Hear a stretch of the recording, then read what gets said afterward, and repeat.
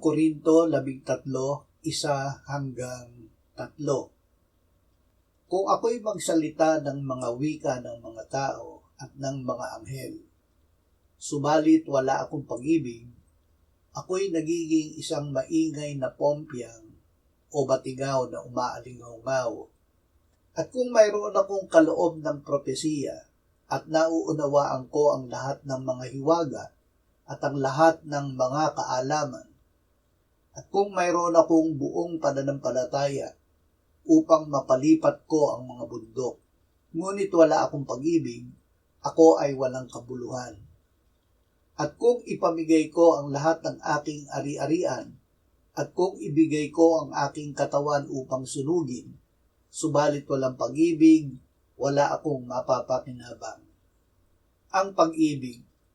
Ayon sa Biblia, ang Diyos ay pag-ibig. Dahil siya ay pag-ibig, siya ang pinakamabuti at ang lahat ng kanyang gawa ay mabuti. Hindi siya gumagawa ng masama.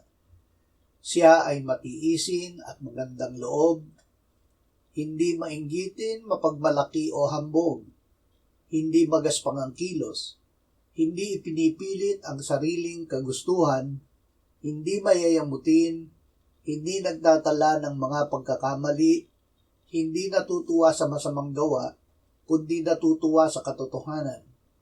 Pinapasan, pinaniniwalaan, inaasahan, tinitiis ang lahat ng bagay. Siya ay walang katapusan. Siya ang nagbibigay ng mga espiritual na kaloob. Ang mga kaloob na ito ay maaaring matapos, tumigil o lumipas. Ngunit ang Diyos ay walang katapusan dahil siya ay walang hanggan.